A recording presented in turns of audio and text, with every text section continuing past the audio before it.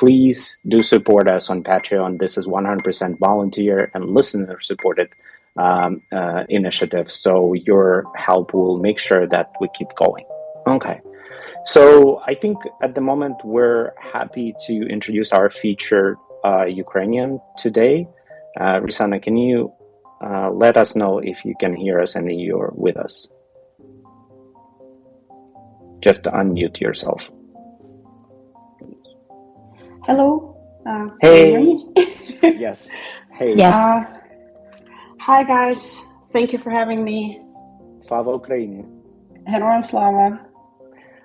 Rissana, we have. I'm so excited to have you here because a big disclaimer: Rissana, one of my closest and oldest friends. But also we're excited because of all the stuff that she has achieved and is doing at the moment. But we have this golden rule that we never introduce our featured Ukrainians and allow them to introduce themselves the way they want. So please, would you mind sharing a bit with everyone else who you are, where you come from, and what your life has been in the last 3 months? Yes, I am originally from Lviv, but I lived most of my adult life in Kyiv. And 8 years ago, I moved to Spain for a multitude of reasons, mostly for the sun and the sea. And I have been living here, enjoying my life, building a business, helping people to move to this lovely place. And then on the 24th of February, I woke up to terrifying, horrific news, and my life has been completely different since then. I am a biracial, queer Ukrainian, and I'm 42, if that matters at all. And thank you for having me. Rissana, I think we made friends even before you moved, but we still kept sharing quite the similar fate. I mean, like as fellow Ukrainians, fellow queer Ukrainians, but also as fellow migrants, because I also moved out of Ukraine some not very long after you. But I was really like wondering if you also feel the same about our kind of, let's just say, Ukrainian migrant community in recent 3 months, because when we moved out of Ukraine for various reasons, but obviously not because we had the most comfortable lives. However, one thing that really keeps me going these days that I see so many Ukrainians outside Ukraine, and we're at least 10 million or 15 million, that they're all working 24/7 for Ukraine, and I've never seen that before in my whole life. So, I mean, is it something that you see around yourself as well? If you're in contact with Ukrainians in Spain, would you agree that this is something unprecedented you would feel as well? It's absolutely amazing and astounding. We are pretty far from Ukraine, like geographically speaking. And as soon as we received the news, like I did not have too many Ukrainians in my immediate circle. Like I have friends here and there, but I've never actively sought out the diaspora. But people just got organized within a day, literally within a day. We had a WhatsApp group. We had things that people were helping, figuring out what to do, what to send to Ukraine, how we can, get equipment, how can we get food, how can we get humanitarian aid. And over these 3 months, this has grown and matured, and it's amazing to experience and see. Like first we were running around like chickens with our heads cut off, running and looking, what can we do, what should we do, where do we get help. And at this point we have a help for refugees. There is a group by Plus Ukraine that is collecting humanitarian aid in industrial scope. They're sending trucks of aid every week.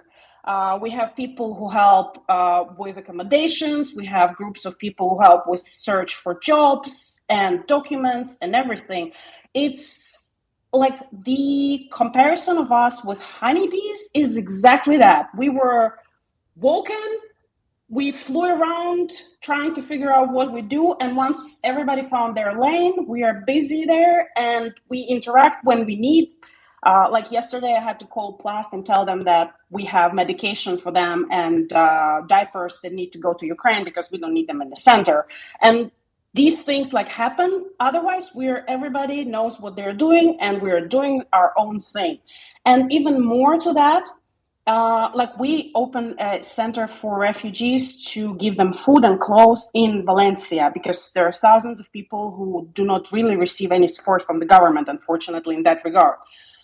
Our team are the refugees themselves. We had people who came in on the first day that we opened and they were like, oh, great, we want to help. And now it's been 3 months in, they come in for every shift and we're open 4 days a week.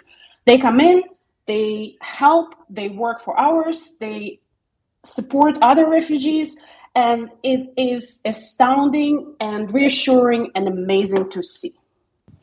Our next question was actually going to be to you about the community centers, because we've been looking and following your work as well, and it's been amazing to see for you to talk a little bit more about it, but you've just answered our question.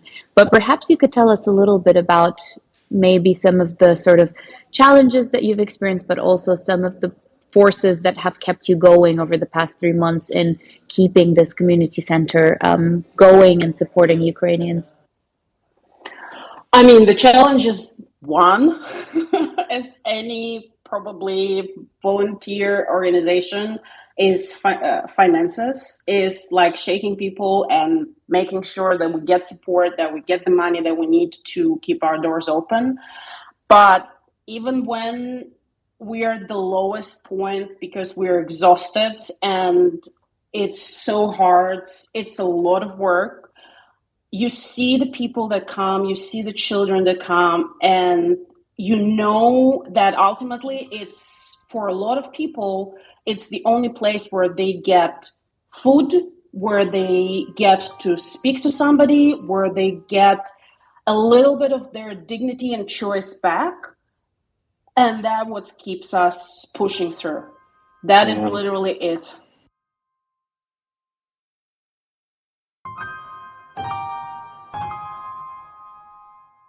That's amazing. That is genuinely amazing to hear. But you know what? Also, kind of fantastic for me to hear that, and I also experienced it in myself. That despite we never had a single thought. We never given a single thought to this task whatsoever.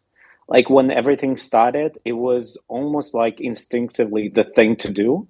And it reminds me a bit of the same situation during the Maidan revolution, when so many people rushed to organize and to help and to participate without even sometimes the knowledge how to do it.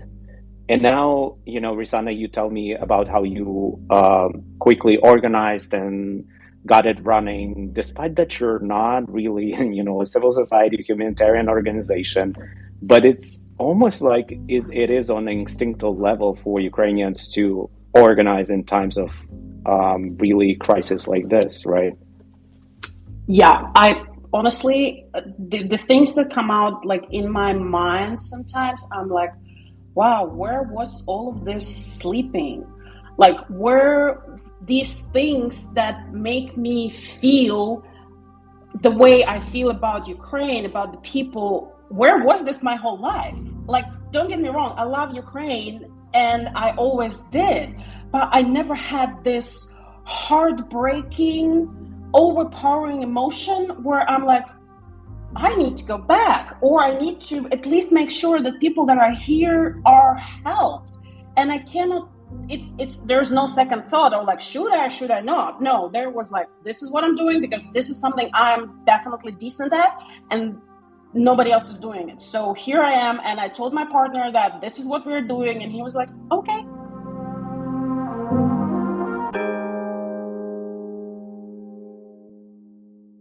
Look, I wanted to also ask you about what is happening around you, because as we know, there are approximately 100 to 10,000 Ukrainians that Spain accepted, Ukrainian refugees.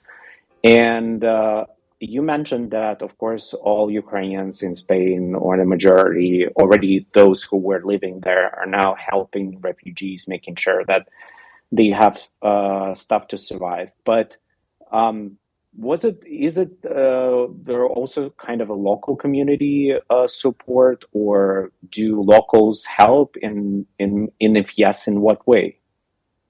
Yes. So one of the reasons why it was so easy for us to start the center is because we are really well integrated in the expat community. Most of them are really immigrants, but they love the word expat. So it's the nature of the work, and it's the nature of my partner being from the US.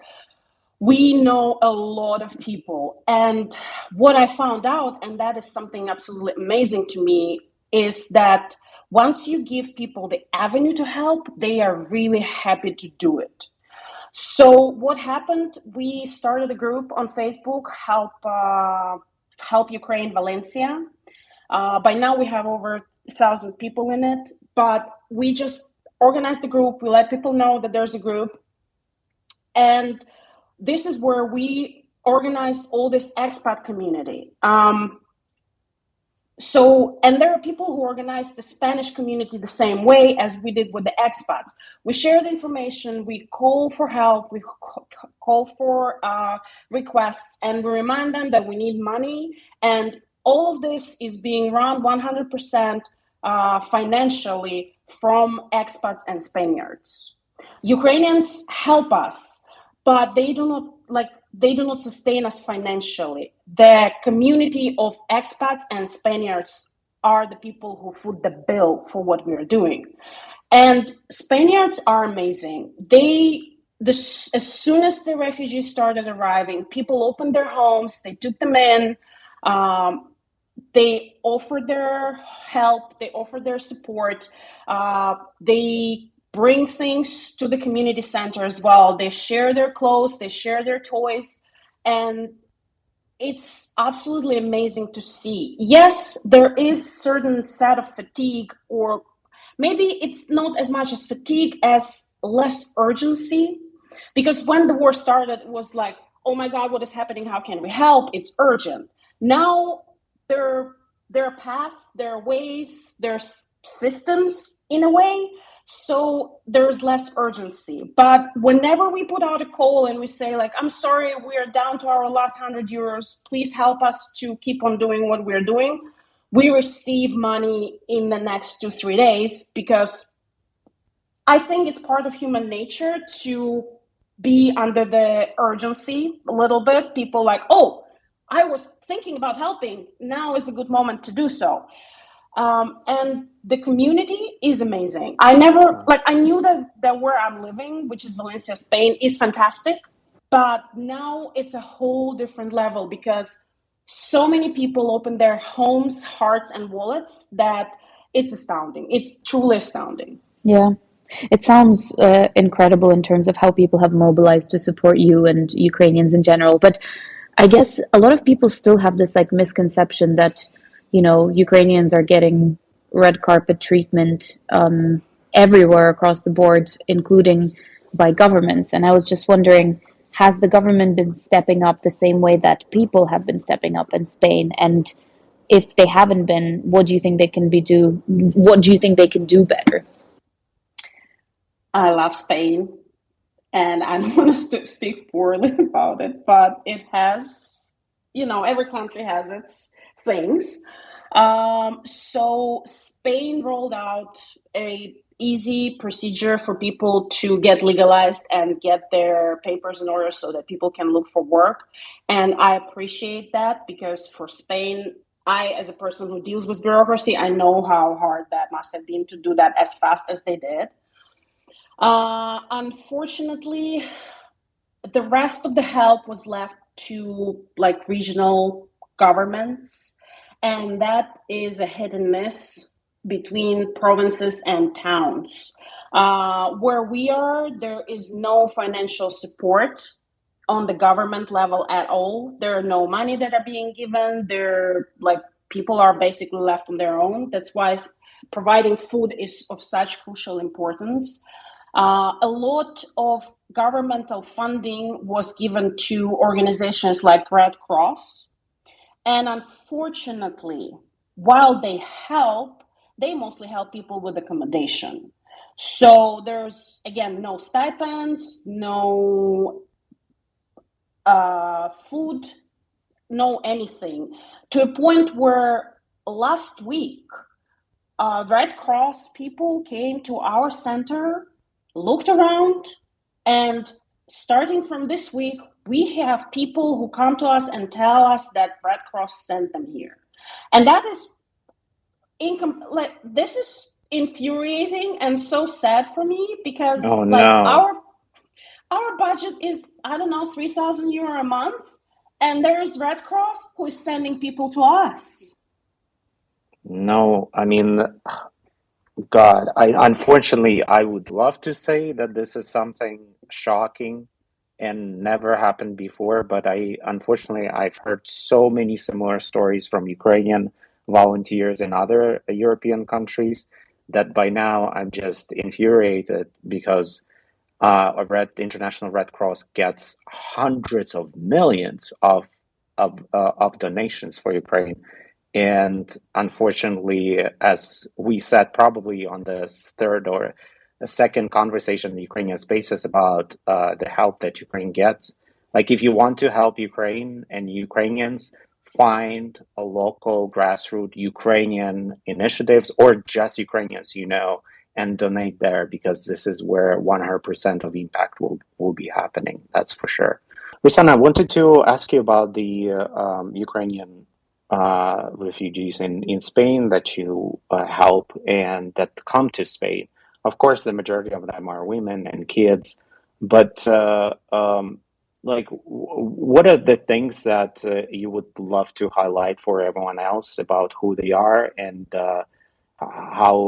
what are their plans there? Because unfortunately we cannot ignore the reality that there is a lot of specifically organized disinformation targeting Ukrainian refugees, including, as I understand, in Spain, a lot of fakes, misconceptions. So there are some that you would love to address based on your real life experience working with them.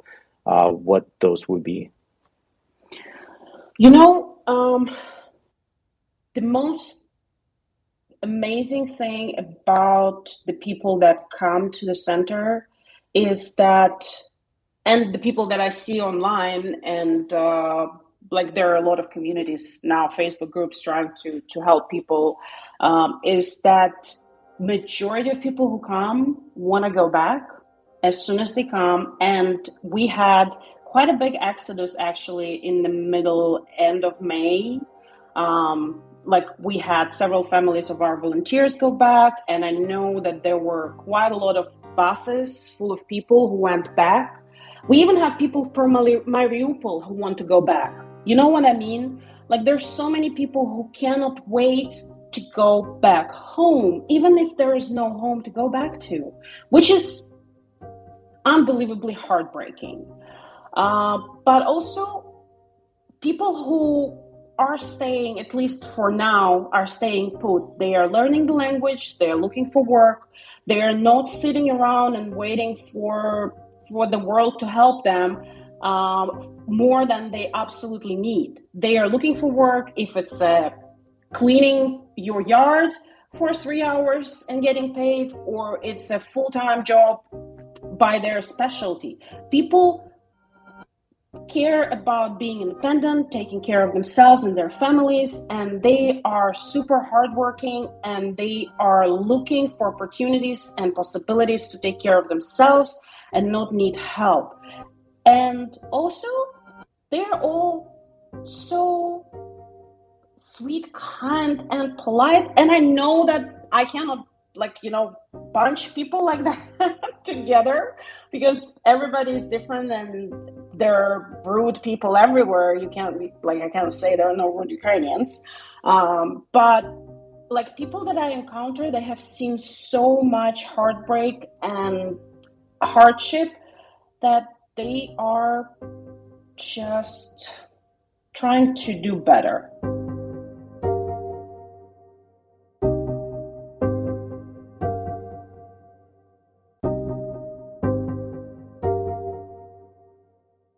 Yeah. And actually, I think now we have as well, before we used to say like, oh, majority, like a lot of people want to go back. I think there are now like official statistics for how many people have gone back. And it just goes to show that like, it's not just talk. A lot of people are going back to Ukraine who have escaped and who spent some time in Europe, but now are going home to see their loved ones. And I think something that a lot of people keep forgetting is that, not young, but men up until the age of 60 are not able to leave the country. So a lot of people are going back to see their families and see them again. And it's just worth reminding everyone. I actually had a slightly to change gear here, a different question to you, which is one of our favorite questions, as always, at this podcast. And we've been covering a lot Western audiences, English-speaking audiences, but we haven't really spoken about, I think we've spoken about Italy and Ireland. But in terms of Spain, has there been anything that's been frustrating in how the media has been covering Ukraine and what's been happening in the war? And is there anything you want to, obviously, I don't really like the word call out, but is there any sort of things that have been frustrating in how people and the media have been covering the war that you would like to sort of question? I'm not well equipped to talk about media broadly. What I do want to say is that, as in a lot of other places, we have a lot of Russians who are hell-bent on spreading propaganda. But thanks to the Spanish laws and the activity of Ukrainian community, a lot of them are being put in check of what they're doing. And this is also one of those very empowering things, because like when the group shares that there's this person or that person that is spreading false news and propaganda, people take measures, and not just go and report them to Facebook, but if there is being a harassment on the street or anything like that, people go and report this to police. So because Spain has very strict laws on harassment, on hate speech, and so on, so people are on it, and this is also very empowering and helps to keep us all safe. I wish to be with us a bit earlier, because that's aren't you, Valeria, you were harassed in Spain as a Ukrainian, Yeah. and I told you please call their police, because this is can you share that if you don't mind? Yeah, I was I was sitting outside with a friend of mine, and there were two ladies sitting next to us, and I started speaking on the phone to my dad. And I actually, I'm also interesting situation, because I usually speak to my dad in Russian, but this one time I decided to speak to my dad in Ukrainian. And then these two ladies next to me started blasting Первый Канal, like recordings of the government channel, the main propaganda channel, like really loud next to me so that I would hear it. And then when I put the phone down with my dad, they started being like, oh, it's all because of Zelensky this, Zelensky that, like, doing it so that I would notice. And I was trying to, and Maksym was like, yeah, call the police, basically. Call the police. Don't wait for other actions, but call the police. So, but I guess this happens everywhere, right? It's not like Spain or somewhere else. I think when I posted about it on Twitter the same day, loads of people shared similar situations that have been happening to them. But it's good to hear what you're saying, that actually the law enforcement, and not only, but just in general, government have been helping with like limiting some of that activity. Yeah. Let's put it that way. It's batshit crazy. Okay, so we also, one of the cool things about being Chechen Ukrainian Spaces Patreon that you get to ask our guests and featured Ukrainians your questions. And I have one question from our patron, Ashley. She's here listening to us as well. So she's asking something that you actually, Rissana, mentioned earlier, reaching out to people and ask about help. That's something we do nonstop, 24/7. But she asks, how do you deal with the vulnerability of asking for help to keep pushing forward? Because I find that this is a very important question because, nobody likes to beg, but at the same time, we understand how it's important to keep asking people for solidarity and help because no way we can withstand on our own and deal with this on our own.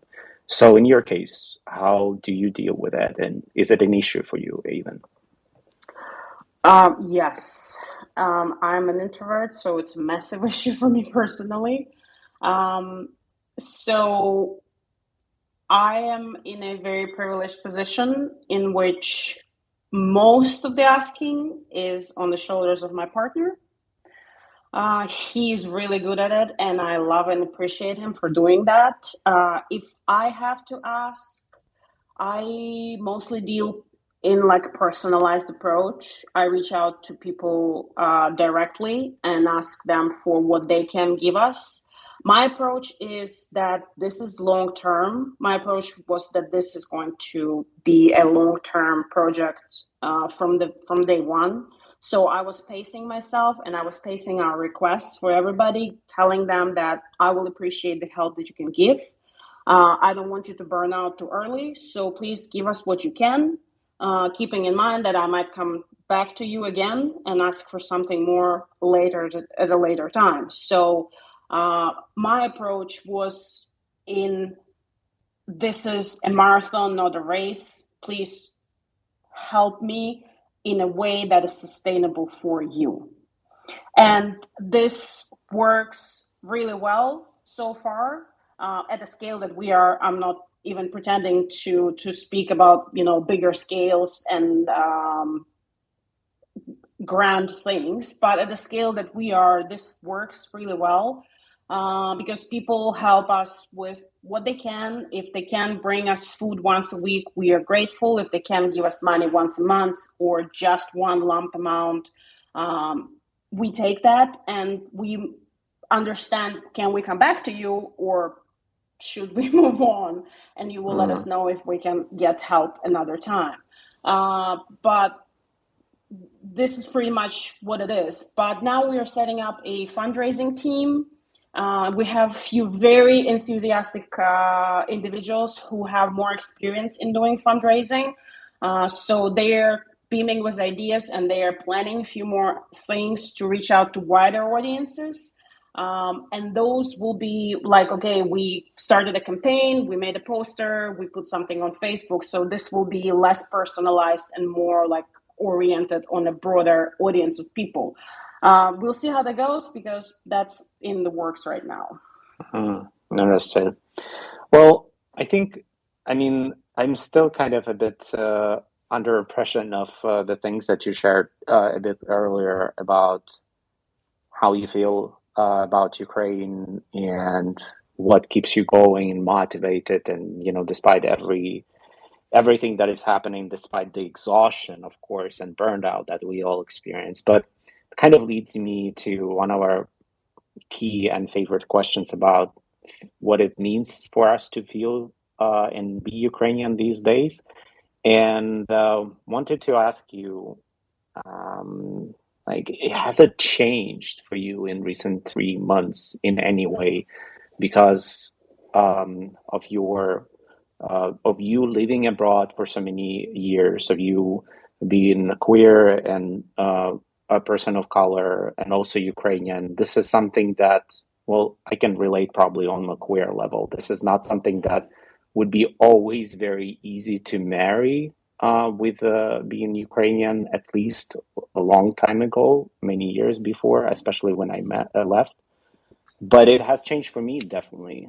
It's such a natural mix now. But what's been for you, if you don't mind sharing? Oof. Honestly, it's a question that I keep on thinking every now and again. I'm coming back to it. And like I did a DNA test a few years back, and the result, I knew that I have a lot of stuff mixed in. And the most disappointing part for me was that I am genetically 4% Ukrainian. I was like, I expected it to be at least 20, and 4%. 4% is very sad. I'm apparently British more than I'm Ukrainian. And but my heart and my brain and every fiber of my being is 100% Ukrainian. You can't tell me otherwise. This is who I am and how I feel. And for the last 3 months, this is the flame of it has been burning with such passion and fury that it's a little overwhelming and confusing, to a point where I'm all of a sudden planting tomatoes and cucumbers, and I can't plant for anything. I can't keep a tree alive, and here I am. I'm like, yes, I'm gonna plant this and I'm gonna make this work, because this is somewhere deep in my roots, this is somewhere deep in my heart, and this is what I'm doing because this is who I am. I'm not sure how that's gonna go, but That is hilarious and genius, and I am in awe of you for doing that, because I also wanted to ask you to explain to people why that's a very Ukrainian thing to do. I mean, my grandparents had a plot of land, I don't know, like 2 square meters by 3 square meters. And my whole life, they were growing everything there. This is what we do as a nation. We grow food. This is why our farmers are wearing body armor and going to sow. This is literally what we do. We grow food and we feed everybody around us. I cannot feed much people, but I am definitely feeling this need to at least grow food and hope that something comes out of it. And yeah, I'm like, I don't know. I'm still processing this fire that got ignited, but it's there and it's very intense.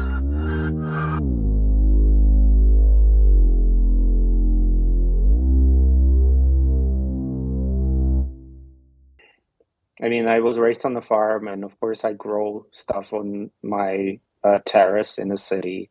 I grow sunflowers this year because, God, I pray every day they bloom, because for me, I feel like this is going to be on small level an ultimate fuck you to the invaders if they bloom.